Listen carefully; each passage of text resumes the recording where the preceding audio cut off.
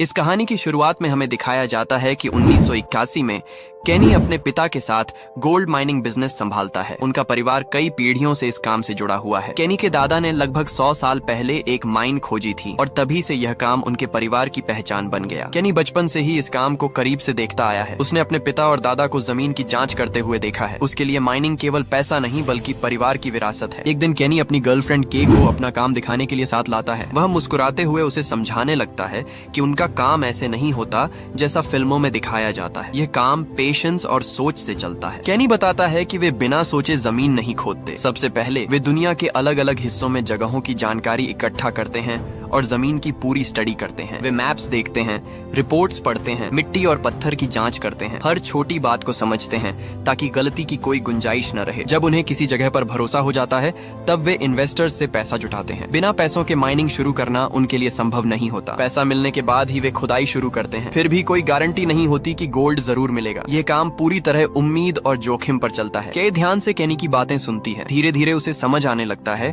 कि यह काम दिखने में आसान जरूर है लेकिन असल में बहुत मुश्किल है। उसे केनी की समझदारी और धैर्य पसंद आने लगता है। वह महसूस करती है कि केनी केवल सपना नहीं देखता बल्कि उसे पूरा करने का रास्ता भी जानता है। कुछ समय बाद केनी के को एक गोल्ड वॉच देता है। ये कोई दिखावे की चीज नहीं होती बल्कि उसके प्यार और भरोसे की निशानी होती है। के वॉच देखकर भावुक हो जाती है। उसकी आंखों में खुशी आ जाती है। वह केनी से कहती है कि वह उससे बहुत प्यार करती है। दोनों के बीच गहरा रिश्ता साफ नजर आता है। उनका प्यार सच्चा और मजबूत लगता है। वे एक दूसरे पर पूरा भरोसा करते हैं। उसी दिन बाद में केनी अपने पिता से अकेले में बात करता है। उसके पिता उसे माइनिंग बिजनेस की सच्चाई बताते हैं। वे कहते हैं ये रास्ता बहुत मुश्किल है। वे बताते हैं कि कई बार सालों की मेहनत के बाद भी कुछ नहीं मिलता। कई बार सब कुछ दांव पर लगाना पड़ता है। केनी के पिता उसे याद दिलाते हैं कि एक दिन पूरी कंपनी की जिम्मेदारी उसी पर होगी। ये जिम्मेदारी आसान नहीं होगी। वे कहते हैं बिजनेस को बड़ा बनाओ, इसे अपना बनाओ, डर से पीछे मत हटना। केनी उनकी हर बात ध्यान से सुनता है। केनी जानता है कि आने वाला समय आसान नहीं होगा लेकिन उसके अंदर अपने पिता और परिवार की प्रोफेशन को आगे बढ़ाने का जुनून होता है। समय धीरे धीरे आगे बढ़ता है और कहानी 7 साल आगे पहुंच जाती है। अब हालात पहले जैसे नहीं रहे। केनी की कंपनी मुश्किल दौर में फंस चुकी है। बिजनेस कमजोर हो रहा है और टूटने की कगार पर है। केनी और के अब शादीशुदा हैं। दोनों एक दूसरे से प्यार करते हैं लेकिन पैसों की परेशानी ने उनकी जिंदगी मुश्किल बना दी है। हर दिन कोई नई चिंता सामने आ जाती है। कंपनी की हालत इतनी खराब हो चुकी है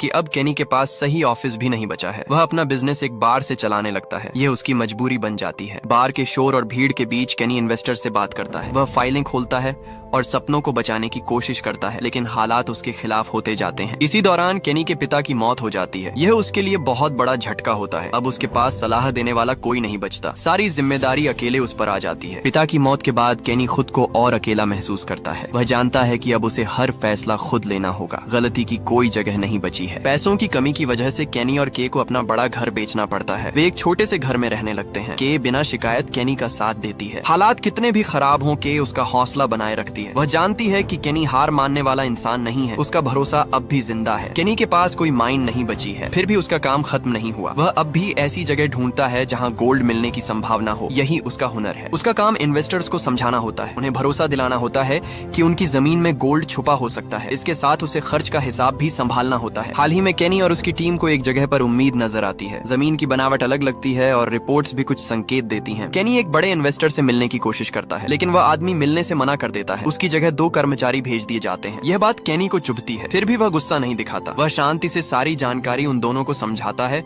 और जगह के बारे में बताता है। केनी उन्हें जमीन की बनावट दिखाता है। वह बताता है कि वहाँ शेल जैसी परत है जो अब तक छुई नहीं गई। उसके हिसाब से यह बहुत बड़ा मौका है। कर्मचारी बिना ज्यादा सोचे इस ऑफर को ठुकरा देते हैं। वे केनी की बातों को सीरियसली नहीं लेते और वहाँ से चले जाते हैं। यह आखिरी उम्मीद भी टूट जाती है। केनी की हालत और खराब हो जाती है। कंपनी बंद होने के बिल्कुल करीब पहुँच जाती है। केनी हर उस इंसान को फोन करता है जिसे वह जानता है। वह मदद मांगता है लेकिन हर तरफ से उसे मनाही मिलती है। निराश होकर केनी शराब पीने लगता है। वह खुद को संभाल नहीं पाता और एक रात बेहोश हो जाता है। उसका सपना टूटता नजर आता है। इन सब हालात में के उसका साथ नहीं छोड़ती। केनी कितना भी टूटा हो के उसके पास ही रहती है। उसका प्यार बिना शर्त होता है। एक रात केनी को एक अजीब सपना आता है। वह इंडोनेशिया के पहाड़ों को देखता है। वहाँ उसे एक जियोलॉजिस्ट दिखाई देता है जिसका नाम माइकल अहोस्टा होता है। सपने में दोनों साथ मिलकर जमीन खोदते हैं और गोल्ड निकालते हैं। सब कुछ इतना असली लगता है कि केनी की सांसें तेज हो जाती हैं। सपने में माइकल को रिवर वॉकर कहा जाता है। वह जमीन को हाथ से महसूस करता है। ये देखकर केनी को भरोसा हो जाता है। यह सपना केनी की सोच बदल देता है। उसे लगता है कि यह कोई साधारण सपना नहीं है। यह उसे कोई रास्ता दिखाने आया है। सुबह उठते ही केनी का मन मजबूत हो जाता है। वह तय करता है कि उसे माइकल आउस्टा को ढूंढना ही होगा, चाहे कुछ भी हो जाए। उसी समय केट धीरे से कहती है कि शायद उसे कोई और काम देख लेना चाहिए, बस कुछ समय के लिए, जब तक हालात ठीक न हो। केनी ज्यादा कुछ नहीं कहता, वह चुपचाप तैयारी करने लगता है। वह अपने कुछ गोल्ड के गहने बेच देता है ताकि इंडोनेशिया जा सके। यहाँ अगर आप भी केनी के संघर्ष से जुड़े हैं तो चैनल को सब्सक्राइब करना मत भूलना, क्योंकि आगे कहानी और भी गहरी होने वाली है। केनी इंडोनेशिया पहुंचता है और उसी होटल में रुकता है जहां माइकल आउस्टा ठहरा होता है। जब दोनों पहली बार मिलते हैं तो माइकल तुरंत समझ जाता है कि केनी मुश्किल हालत में है। माइकल खुद भी पैसों की परेशानी से जूझ रहा होता है, फिर भी केनी पूरे भरोसे के साथ अपना प्लान बताता है। वह कहता है कि वह माइकल के साथ मिलकर गोल्ड ढूंढना चाहता है। केनी माइकल को रिंग ऑफ फायर थ्योरी के बारे में बताता है। वह कहता है कि उसे इस आइडिया पर पूरा भरोसा है और वह सब कुछ दांव पर लगाने को तैयार है। केनी साफ कह देता है कि अगर यह काम फेल हुआ तो वह सब कुछ खो देगा, फिर भी वह पीछे नहीं हटेगा। उसकी आंखों में डर के साथ भरोसा भी होता है। माइकल पहले उसे पागल कहता है और वहाँ से जाने लगता है, लेकिन कुछ दूर जाकर वह रुक जाता है। इसके बाद माइकल केनी को नदी पार कराकर घने जंगल में ले जाता है। ये जगह पहाड़ों के बीच होती है। ये वह जगह होती है जहां माइकल को गोल्ड की उम्मीद होती है। वहां आसपास के लोग नदी में गोल्ड ढूंढते हैं। उनके पास सही औजार नहीं होते, वे केवल ऊपर की मिट्टी से ही काम करते हैं। केनी उस जगह को देखकर चौंक जाता है। ये बिल्कुल वैसी ही होती है जैसी उसने सपने में देखी थी। उसका दिल तेज धड़कने लगता है। माइकल उसे चेतावनी देता है कि इंडोनेशिया में काम अमेरिका जैसा नहीं है। यहाँ सरकारी इजाजत चाहिए, मजदूर चाहिए, मशीनें चाहिए। वह यह भी कहता है कि कुछ भी न मिलने का खतरा है, सब कुछ खत्म हो सकता है। फिर भी वह आगे बढ़ने के लिए तैयार हो जाता है। केनी पूछता है कि शुरुआत के लिए कितना पैसा लगेगा। माइकल बताता है कि कम से कम 700,000 से 1 मिलियन तक पैसा चाहिए होगा। केनी बिना देर किए एक नैपकिन पर डील लिख देता है। अगर गोल्ड मिला तो मुनाफा बराबर बंटेगा, अगर नुकसान हुआ तो वह भी बराबर होगा। माइकल उस नैपकिन पर साइन कर देता है। केनी उसे कहता है कि इसे संभाल कर रखना। ये उनके सपने की नींव बन जाता है। केनी अमेरिका लौट आता है और पैसे जुटाने में लग जाता है। वह हर जगह जाता है, हर इन्वेस्टर से बात करता है, कहानी सुनाता है। माइकल इंडोनेशिया में ही रुक जाता है और तैयारी शुरू करता है। खर्च बहुत ज्यादा होता है, फिर भी केनी किसी तरह पैसा इकट्ठा करता है। जितना पैसा चाहिए होता है उतना पूरा नहीं होता, फिर भी केनी उम्मीद करता है कि माइकल किसी तरह काम चला लेगा। कुछ ही समय बाद केनी फिर से इंडोनेशिया पहुंचता है। दोनों माइनिंग शुरू करते हैं। शुरुआत में दोनों बहुत एक्साइटेड रहते हैं। वे पत्थर तोड़ते हैं और सैंपल्स लैब भेजते हैं। पहले रिपोर्ट्स आते हैं और उनमें गोल्ड नहीं निकलता। समय बीतता जाता है, एक के बाद एक रिपोर्ट आती है, लेकिन नतीजा वही रहता है। केनी का भरोसा टूटने लगता है। माइकल उसे पेशेंस रखने को कहता है। वह कहता है कि यह काम सब्र मांगता है, लेकिन केनी पैसों को लेकर परेशान रहता है। इसी बीच केनी को मलेरिया हो जाता है। उसकी हालत बिगड़ने लगती है। मजदूरों को पैसा नहीं मिल पाता और वे काम छोड़ने लगते हैं। केनी उन्हें रोकने की कोशिश करता है, लेकिन पैसे खत्म हो चुके होते हैं। आखिर में केवल केनी और माइकल ही वहाँ बचते हैं। केनी की हालत और खराब हो जाती है। माइकल कहता है कि शायद अब सब बंद करना पड़ेगा, लेकिन केनी मना कर देता है। वह अपना आखिरी पैसा माइकल को दे देता है और कहता है कि जो हो सके करो, पर हार मत मानो। माइकल पास के गाँव जाता है। वहाँ वह एक बुजुर्ग से मिलता है। वह उनकी हालत बताता है, लेकिन बुजुर्ग उसे बीमार बच्चों और गंदे पानी के बारे में बताता है। माइकल आखिरी पैसों से पानी के फिल्टर्स खरीदता है और गांव की मदद करता है। इससे मजदूर वापस काम पर लौट आते हैं। केनी कई दिनों तक बेहोश रहता है। जब वह होश में आता है तो सबसे पहले गोल्ड के बारे में पूछता है। माइकल बताता है कि 14 रिपोर्ट्स में कुछ नहीं निकला।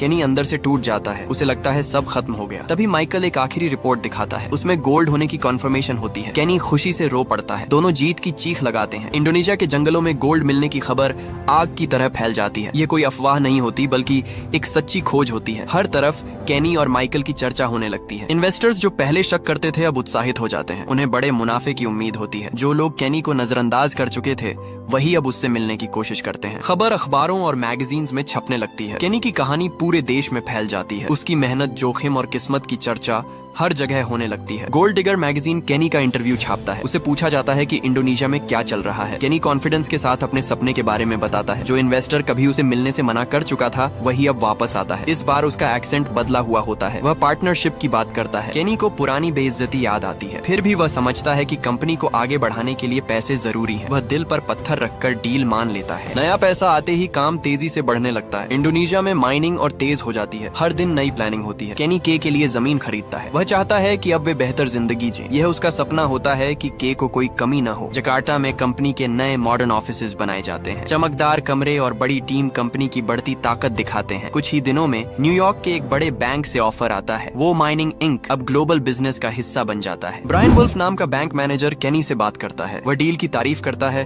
और फ्यूचर की बड़ी बातें करता है। गोल्ड माइनिंग का काम और तेज हो जाता है। केनी और माइकल न्यूयॉर्क जाते हैं। वह वहाँ वॉल स्ट्रीट के बड़े लोगों से मिलते हैं। ब्रायन उन्हें एक बड़ा प्रपोजल देता है। वह बैंक वो का एक बड़ा हिस्सा खरीदना चाहता है। उसे इंडोनेशिया वाली माइन में रुचि होती है। केनी ये सुनकर चौंक जाता है। वह माइन को अपना चमत्कार मानता है। उसने इसे दर्द और मेहनत से पाया होता है। केनी साफ मना कर देता है। वह कहता है कि माइन में कोई हिस्सा नहीं बेचेगा। पैसा हो या ना हो, वह पीछे नहीं हटेगा। ब्रायन शांति से समझाता है कि बड़े इन्वेस्टर्स को भरोसा चाहिए। वे गोल्ड को अपनी आंखों से देखना चाहते हैं। केनी को पूरा भरोसा होता है कि गोल्ड असली है। वह इन्वेस्टर्स को इंडोनेशिया बुलाने के लिए मान जाता है। अगले हफ्ते इन्वेस्टर्स जंगल पहुंचते हैं। जैसे ही वे जमीन में चमकता गोल्ड देखते हैं, उनका शक खत्म हो जाता है। वे भारी रकम इन्वेस्ट करने को तैयार हो जाते हैं। लगभग $20 मिलियन कंपनी में लगाए जाते हैं। कंपनी तेजी से ग्रो करती है। वो दुनिया की सबसे प्रॉमिसिंग माइनिंग कंपनीज में गिनी जाने लगती है। केनी का सपना सच होता दिखता है। इस सफलता की खुशी में एक बड़ी पार्टी रखी जाती है। चारों तरफ चमक दमक और जश्न होता है। लेकिन इसी चमक में के खुद को अकेला महसूस करती है। वह देखती है कि केनी धीरे धीरे बदल रहा है। केनी अब पावर और पैसे से घिरा रहता है। उसी दौरान रेचल नाम की एक औरत उसकी जिंदगी में आती है। रेचल को सिर्फ पैसा और शोहरत चाहिए होती है। केनी उसकी तरफ खींचने लगता है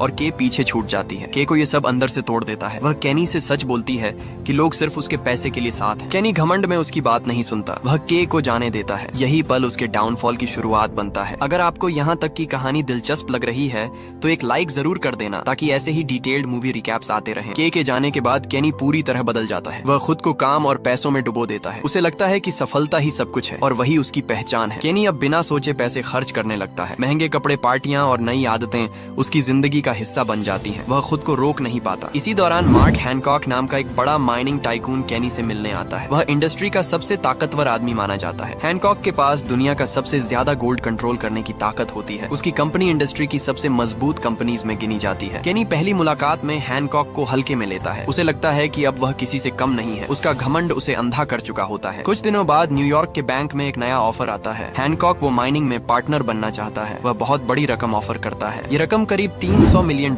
होती है। किसी भी इंसान के लिए यह सपना होता है, लेकिन केनी इसे अपमान समझता है। केनी बिना सोचे ऑफर ठुकरा देता है। वह मानता है कि कोई उसकी माइन को छीनना चाहता है। उसका ईगो उसे समझने नहीं देता। ब्रायन बैंक मैनेजर इस फैसले से परेशान हो जाता है। वह केनी को समझाने की कोशिश करता है, लेकिन केनी सुनने को तैयार नहीं होता। हैनकॉक ऐसा इंसान नहीं होता जो ना को आसानी से स्वीकार कर ले। उसके पास ताकत भी होती है और पहुंच भी। कुछ ही समय बाद इंडोनेशिया से बुरी खबर आती है। सरकार वो की माइन बंद करने का आदेश देती है। ये खबर सबको हिला देती है। माना जाता है कि यह सब हैनकॉक के दबाव की वजह से हुआ है। वो माइनिंग के लिए ये बहुत बड़ा झटका बन जाता है। इंडोनेशिया में माइकल केनी को फोन करता है। उसकी आवाज में गुस्सा और निराशा होती है। वह केनी को जिम्मेदार ठहराता है। माइकल कहता है कि हैनकॉक जैसे आदमी से टकराना बहुत खतरनाक था। अब उसकी कीमत सबको चुकानी पड़ रही है। कुछ दिन बाद माइकल खुद न्यूयॉर्क आ जाता है। दोनों के बीच जोरदार बहस होती है। आरोप और गुस्सा बाहर आ जाता है। धीरे धीरे सच्चाई सामने आती है। माइकल एक चौंकाने वाला राज खोलता है। रिंग ऑफ फायर की कहानी पूरी तरह सच नहीं थी। माइकल पहले भी गोल्ड खोजने में असफल हो चुका था। उसने अपनी नाकामी छुपाने के लिए यह कहानी बनाई थी। जिस जगह पर केनी और माइकल फंसे थे,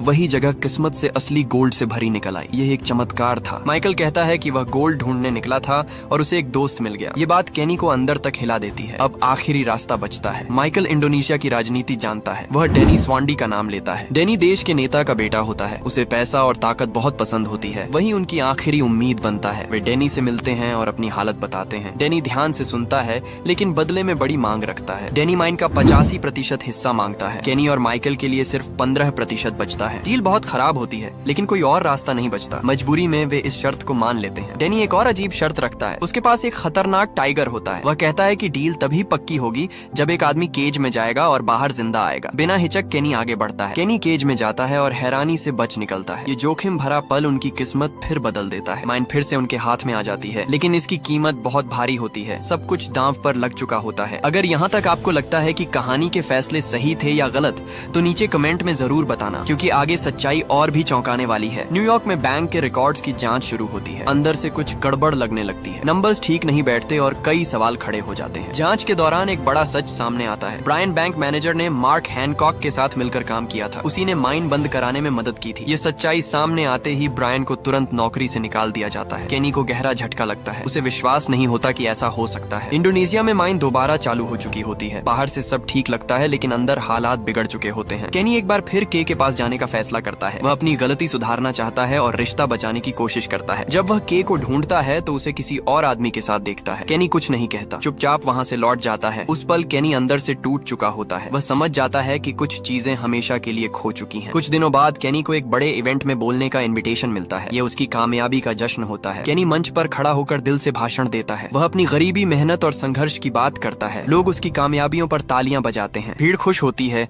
लेकिन उसी दौरान माइकल चुपचाप वहां से निकल जाता है। कोई उसे जाते हुए नहीं देखता। अगली सुबह केनी अपने ऑफिस पहुंचता है। बाहर गुस्से से भरी भीड़ खड़ी होती है। लोग चिल्ला रहे होते हैं। ये वही इन्वेस्टर्स होते हैं जिन्होंने उस पर भरोसा किया था। अब उनके चेहरे पर गुस्सा और नफरत होती है। केनी किसी तरह अंदर पहुंचता है। वहां उसे सबसे भयानक सच्चाई पता चलती है। गोल्ड असली माइन से नहीं निकला था। वह रिवर गोल्ड था जिसे जानबूझकर वहां डाला गया था। सबको धोखा दिया गया था। ये पुराना लेकिन असरदार तरीका था। केनी को कुछ भी पता नहीं था। किसी ने रिपोर्ट्स पर सवाल नहीं उठाया। सब लालच में अंधे हो गए थे। उसी वक्त फोन आता है और खबर मिलती है कि माइकल ने सारे शेयर्स बेच दिए हैं। वो माइनिंग पूरी तरह गिर चुकी होती है। कुछ ही घंटों में कंपनी बंद कर दी जाती है। FBI मामले में घुस आती है। मीडिया केनी को अपराधी बताने लगती है। केनी सबके सामने कहता है कि उसे धोखे की कोई जानकारी नहीं थी। वह भी बाकी लोगों की तरह शिकार बना था। FBI जांच में पता चलता है कि केनी ने अपने शेयर्स नहीं बेचे। उस पर कोई आरोप नहीं लगाया जाता। माइकल के बारे में बताया जाता है कि उसे इंडोनेशिया में हेलीकॉप्टर से गिराकर मार दिया गया।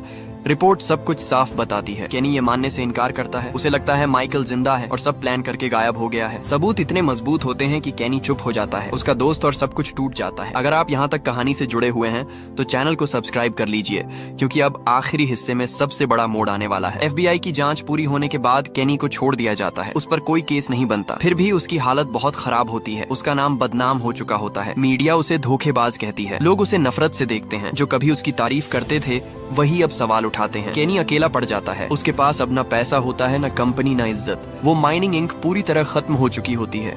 उसका सपना राख में बदल जाता है। केनी को अब भी यकीन नहीं होता कि माइकल उसके साथ ऐसा कर सकता है। वह याद करता है कि कैसे माइकल ने उसकी बीमारी में उसकी देखभाल की थी। वह सोचता है कि जो इंसान उसे मरते वक्त नहीं छोड़ सकता था, वह धोखा कैसे दे सकता है। यह सवाल उसे अंदर से खा जाता है। FBI केनी को सबूत दिखाती है। अलग अलग देशों के बैंक अकाउंट्स, पैसों का पूरा रास्ता, सब कुछ साफ लिखा होता है। बताया जाता है कि लगभग $160 मिलियन गायब हो चुके हैं। पैसा पूरी तरह गायब कर दिया गया होता है। माइकल की आखिरी लोकेशन इंडोनेशिया बताई जाती है। रिपोर्ट के मुताबिक आर्मी ने उसे पकड़ा था। वह हेलीकॉप्टर में ले जाया जा रहा था। रास्ते में उसे नीचे फेंक दिया गया और उसकी मौत हो गई। जंगल में उसकी डेड बॉडी मिली थी। पोस्टमार्टम रिपोर्ट सब साबित करती है। केनी इस कहानी को मानने से इनकार कर देता है। वह कहता है माइकल इतना चालाक था कि अपनी मौत भी नकली बना सकता है, लेकिन सबूत बहुत मजबूत होते हैं। केनी चुप हो जाता है। अंदर से टूट चुका होता है। अब लड़ने की ताकत नहीं बचती। कुछ समय बाद केनी चुपचाप के पास लौटता है। वह थका हुआ और हारा हुआ होता है। उसके चेहरे पर पुराना सेल्फ कॉन्फिडेंस नहीं होता। के उसे देखकर हैरान होती है। वह केनी को अंदर आने देती है। उसके दिल में अब भी उसके लिए कुछ बचा होता है। केनी कुछ नहीं कहता, बस वहाँ बैठ जाता है। के उसकी हालत समझ जाती है और कोई सवाल नहीं पूछती। के केनी को कुछ लेटर्स देती है। ये लेटर्स तब आए थे जब केनी बाहर था। के ने उन्हें संभाल कर रखा होता है। केनी धीरे धीरे लेटर्स खोलता है। हर लेटर पुरानी जिंदगी की याद दिलाता है। फिर एक आखिरी एनवेलोप बचता है। जब वह एनवेलोप खोलता है तो अंदर एक पुराना नैपकिन होता है। वही नैपकिन जिस पर उसने और माइकल ने डील साइन की थी। उस नैपकिन के साथ एक चेक भी होता है। चेक की रकम होती है $82 मिलियन। केनी की सांस रुक जाती है। अब सब साफ हो जाता है कि माइकल जिंदा था। उसने सब किया लेकिन डील नहीं तोड़ी। उसने केनी का हिस्सा पहले ही भेज दिया था। माइकल ने धोखा दिया लेकिन दोस्ती का आखिरी वादा निभाया। उसके बाद वह हमेशा के लिए गायब हो गया। केनी समझ जाता है कि माइकल ने दुनिया से भागने का रास्ता चुना, पैसा लिया और खुद को मिटा दिया। केनी की आंखों में आंसू आ जाते हैं। ये खुशी का नहीं बल्कि अधूरी जीत का दर्द होता है। केनी पहली बार लंबे समय बाद हल्की मुस्कान देता है। वह जानता है कि जिंदगी ने उसे तोड़ा जरूर है, लेकिन उसने सब कुछ खोकर भी कुछ सच्चा पाया है। के का साथ और एक बिटर बट सच्ची सीख। कहानी यहाँ खत्म होती है लेकिन जिंदगी चलती रहती है। अगर आपको ये वीडियो पसंद आई तो लाइक और चैनल को सब्सक्राइब करना ना भूले, जो ऐसी और वीडियोस आप तक पहुंच सके।